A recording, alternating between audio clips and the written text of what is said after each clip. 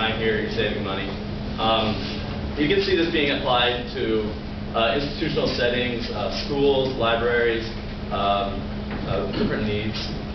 And within that, this is where we have easy customization where we can change the height depending on your needs. So maybe it's like a school, maybe you need smaller chairs for students, or maybe if there's many elderly people sitting in these chairs, you actually bring the armrests up higher so they can help get themselves out of the chairs. Typically when we say customization, you think money is going to be a higher cost.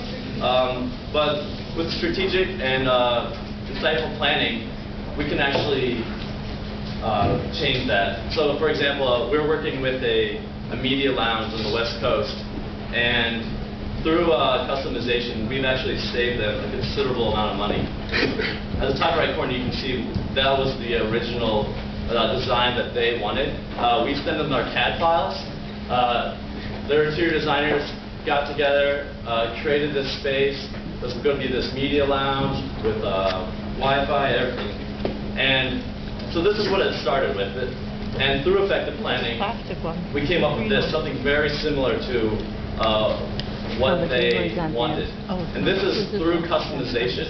And through customization, we saved them 40% on the original cost. And so that's just one way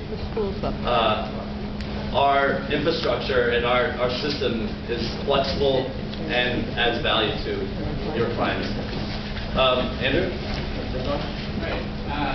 So yeah, you can see how the system that we're creating, like we created this framework, created these expressions inside of the framework. But our real purpose is to show you that we're really adaptable, we're really flexible. This is the beginning of a real change in the way design is considered, like a holistic approach to design. And we're really your partners in that design. We're looking for creative ways to save money, to create value, and to make things of this nature, things that are really healthy products work inside of our society. So what I want to talk to you about now is LEED. Could you guys just raise your hands? I want to see how many people are actually LEED accredited in the room. 1, 2, that is 2 or 5. Oh, 2 or 5. Hands up, come on, be proud. All right, so not a lot of you. How many people have actually worked on a green building project inside of the firm? Right, so maybe a third. So you guys are kind of just starting on this movement. So good. So I want to tell you about how our system relates to the LEED rating system. You might have recognized if you've looked at LEED, like the regional production and things like that. So the first LEED point, materials and look at that. Materials and resources. Thank you. Where's my LEED 18? It's in there. Materials and resources. So, like I said, resource-wise, we're doing regional production. LEED is expanding their rating system now to look at where the actual source of the material is. So, the question might come up, bamboo, that's, we are getting it from China. It's place of origin, or it's like sort of natural home.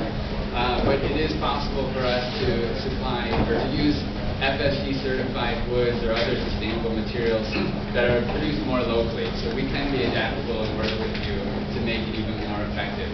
So those MR 5.1 and 5.2 are 2 points that we can contribute to. And the other one is materials and resources, the rapidly renewable resources.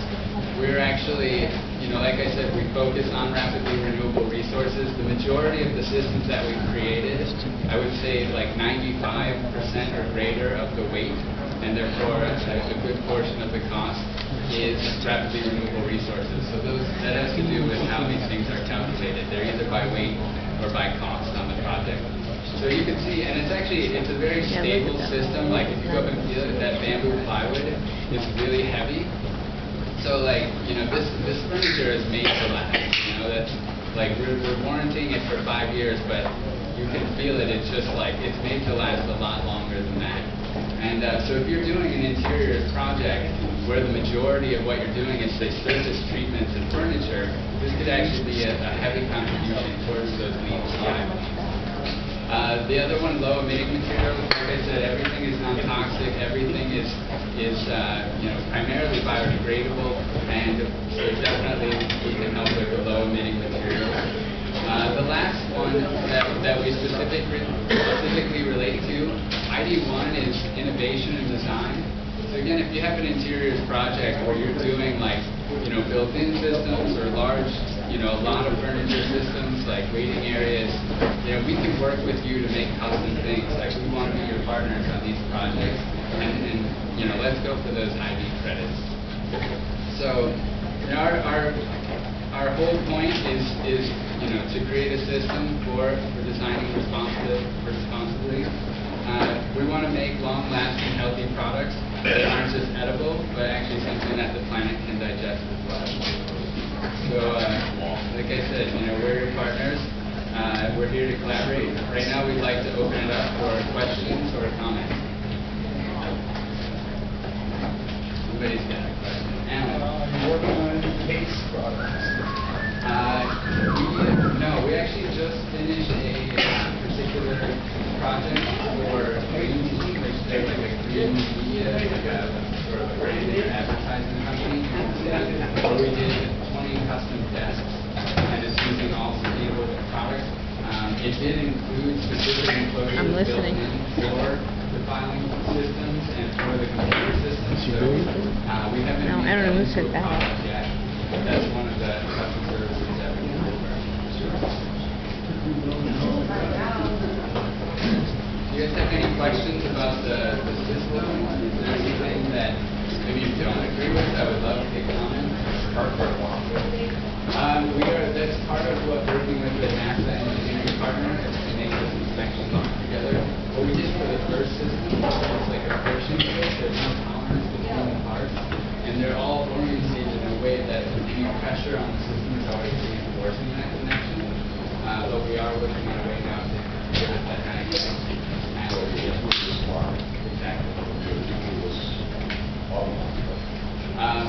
It will require a good bit of strength, but yes, we are going to stay with tool lace, just so that flat packaging doesn't become cumbersome for you and your clients.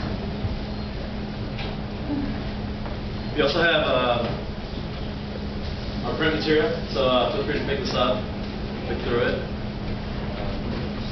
You make your own product? No, we're not making our own. Terragreen, we like the best. Terragreen, bamboo plywood. It has the same amount of formaldehyde as is naturally found in the air. So it's like, actually plywood is like, it's not, the margin more is almost insignificant. But and there are differences in the plywood. For instance, there are certain plywoods that plywood makes that use like a urea-based adhesive, so we don't use anything like that. So we're limiting ourselves even within the product suppliers to their best product. Why are we buying bamboo from China and why don't we grow it? Why don't we grow it here? It grows very well. It does. We don't know of anyone who is manufacturing bamboo plywood in the United States. I've heard two things on that topic. One is I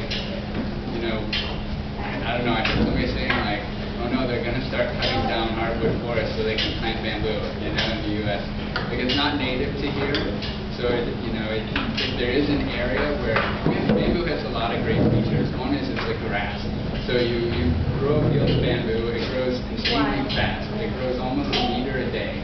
And in 3 to 5 years of its full height, the one that they use for this particular bamboo plywood, you cut that down like a grass.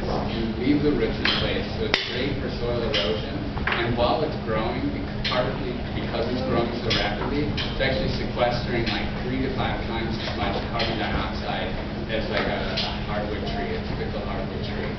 So it's a really great product. I just don't know of any bamboo forests or anything. It could be that someone's planting one now.